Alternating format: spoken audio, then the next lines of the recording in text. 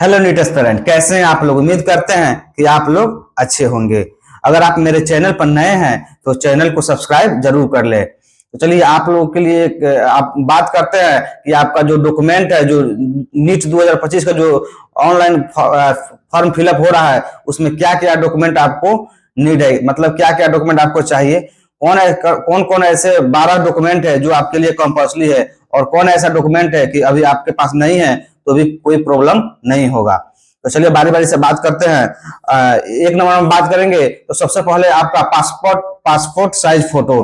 Passport size ध्यान रखें कि जब भी पासपोर्ट साइज बनाए तो आप 10 से प्लस ही बनाए, क्योंकि आपका जो भी पासपोर्ट साइज अभी लग रहा है वही वही फोटो आपको जब डॉक्यूमेंट वेरिफिकेशन होगा नोडल ऑफिस पर, तो वहां भी 5-6 फोटो आपको यही फोटो लगेंगे जो आप फोटो अभी आप का नीट में लग रहा है। और आप कॉलेज में भी जब एडमिशन लेंगे तो उस समय भी यही फोटो लगेगा। इसलिए आप जब भी फोटो बनवाए अपना 10 से प्लस ही बनवाए। और ध्यान रहे कि जो आपका 10th मार्कशीट में जो आपका नाम है सेम वही नाम आपके फोटो के नीचे होना चाहिए, और जिस डेट को आप बनवा रहे हैं वो डेट मेंशन होना चाहिए। उसके बाद एक और फोटो 4x6 साइज का जो बड़ा वाला एक फोटो होता है वो आपको बनवाना है। और साइज की बात करेंगे तो 10 केबी से लेकर 200 केबी तक आप मतलब जेपीजी फॉर्मेट में बना के आप अपलोड कर सकते हैं। उसके बाद बात करेंगे तो सिग्नेचर भी आपका चाहिए, और जेपीजी फॉर्मेट में 10 से लेकर 200 केबी के बीच में आप सिग्नेचर को आप कन्वर्ट करके अपलोड कर सकते हैं। उसके बाद बात करेंगे तो फिंगर एंड थंब। जो आपका जो फिंगर है आपका उसको फिंगर लगेगा, उसका थंब लगेगा, मतलब कि आपका दोनों हाथ का फिंगर और थंब आपको चाहिए उसमें अपलोड करने के लिए। और 10 से लेकर 200 केबी के बीच में आप उसको कन्वर्ट कर लेना। उसके बाद बात करेंगे 10th passing certificate. 10th passing certificate और दो होता है, एक होता है 10th पासिंग सर्टिफिकेट, एक होता है 10th मार्कशीट। इसमें फर्क होता है। अगर आप कोई भी अपना स्टेट बोर्ड हो तो आपका जो 10th मार्कशीट हो गया उसको 2 साल के बाद आपका 10th पासिंग सर्टिफिकेट आता है, तो वो आपको अपलोड करना है। अगर आप सीबीएसई के स्टूडेंट है तो आपका जो 10th मार्कशीट हो, क्योंकि सीबीएसई में कोई पासिंग सर्टिफिकेट नहीं आता है, तो आप सीबीएसई के स्टूडेंट है तो 10th का जो मार्कशीट है वही मार्कशीट आप दोनों जगह अपलोड कर सकते हैं। और इसका जो फॉर्मेट की बात करेंगे तो 10 से लेकर और 200 केबी के बीच ये आपका फॉर्मेट होना चाहिए। रेंज जो है नहीं, 10th का जो मार्कशीट है वो 50 केबी से लेकर 300 केबी के बीच में आपका ये फॉर्मेट होना चाहिए 10th का मार्कशीट का। उसके बाद बात करेंगे 10th class CGPA conversion certificate के बारे में।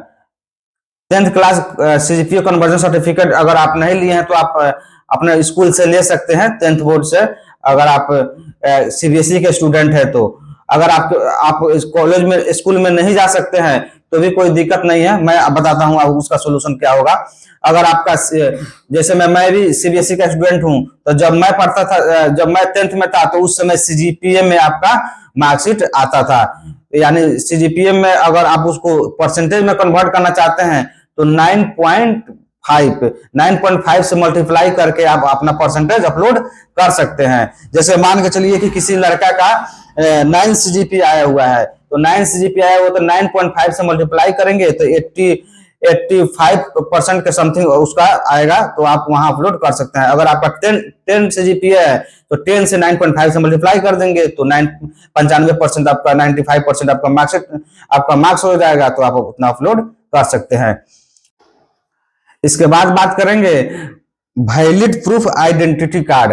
आपका जो वैलिड प्रूफ आइडेंटिटी कार्ड क्या हो सकता है, जैसे में आपका आधार कार्ड हो गया, 12 का एडमिट कार्ड हो गया, बैंक पासबुक हो गया, राशन कार्ड हो गया, या पासपोर्ट हो गया। इसमें से कोई भी आपके जो गवर्नमेंट द्वारा इशू हुआ है वो कोई भी इसमें जो है आपके पास आइडेंटिटी कार्ड वो आप अपलोड कर सकते हैं। जरूरी नहीं है कि आप आधार कार्ड ही अपलोड करें, आपके इसमें से जो कोई भी आपके पास अभी करंट में अवेलेबल है वो आप इसमें अपलोड कर सकते हैं। और एक और बात है कि बहुत सारे ऐसे कैंडिडेट है जिनका कॉल या मैसेज आ रहा था कि सर आधार कार्ड जो है अपडेट करवाना है। जैसे मैं मान के चलिए कि 10th का जो मार्कशीट है उसमें रिया सिंह है, लेकिन जो आपका जो आधार कार्ड है उसमें सिर्फ रिया है, तो उसको अपडेट करवाना है, तो उस आप अपडेट कराइए, कोई दिक्कत नहीं है। आप फॉर्म भी फिलअप कर सकते हैं, इसमें कोई नो इशू, कोई प्रॉब्लम नहीं आने वाला है। हाँ, एक जब आपका जो एडमिशन होगा यानी काउंसलिंग होगा लगभग जुलाई अगस्त सितंबर के अप्रोक्स में, तो उससे पहले आपका जो अपडेट है आधार का वो हो जाना चाहिए। तो आप क्योंकि आपको भी मालूम है कि आधार कार्ड जो नंबर है वो कभी भी चेंज नहीं होता है। आप अपडेट कराइए कुछ भी कराइए, नंबर सेम ही रहेगा, बस सिर्फ नाम जो है एडिट हो जाएगा, नाम अपडेट हो जाएगा, बाकी आपका हर चीज एड्रेस से लेकर और हर चीज आपका जो है वो सेम रहेगा। तो उसके लिए कोई प्रॉब्लम नहीं है। आपका आधार अगर अपडेट कराना तो आप कराइए, कोई दिक्कत नहीं है। आप इसमें से 12 के एडमिट कार्ड भी आप अपलोड कर सकते हैं।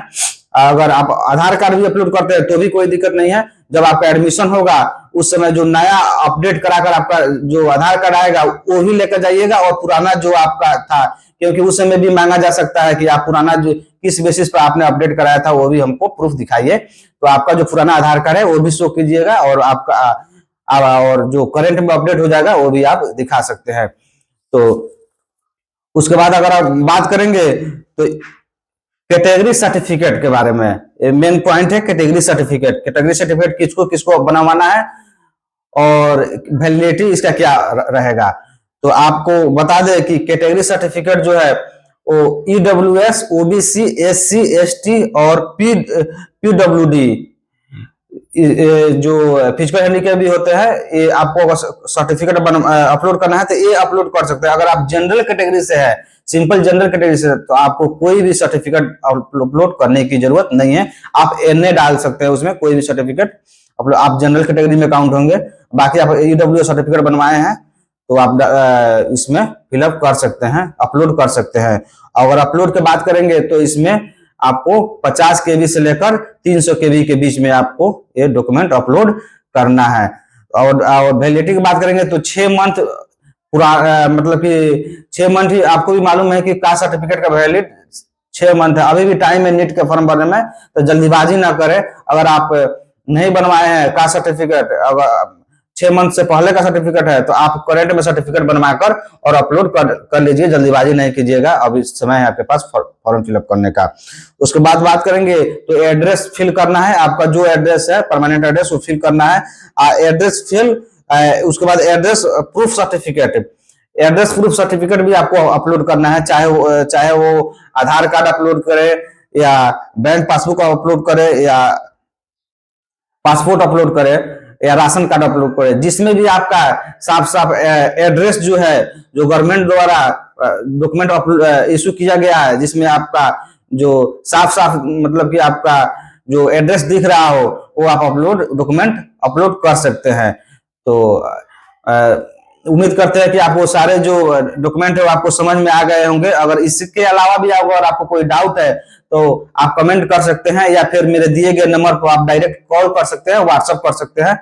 तो अगर आप मेरे चैनल पर नए हैं तो चैनल को सब्सक्राइब जरूर कर ले। इसके बाद जो भी इंफॉर्मेटिव वीडियो आता है, चाहे वो एग्जाम से रिलेटेड हो, एडमिट कार्ड से रिलेटेड हो, रिजल्ट से रिलेटेड हो, काउंसलिंग से रिलेटेड हो, कॉलेज से रिलेटेड हो, आपके एडमिशन से रिलेटेड हो, आपके काउंसलिंग से रिलेटेड हो, कोई भी किसी से भी रिलेटेड हो, तो आप मेरे दिए गए नंबर पर डायरेक्ट कॉल कर सकते हैं, व्हाट्सएप कर सकते हैं। मेरे टीम के द्वारा आप कोई फ्री ऑफ कॉस्ट हेल्प ले सकते हैं। तो उम्मीद करते हैं कि आप अगर नए हैं तो सब्सक्राइब कर दिए होंगे। तो मिलते हैं अगले वीडियो में, तब तक के लिए धन्यवाद।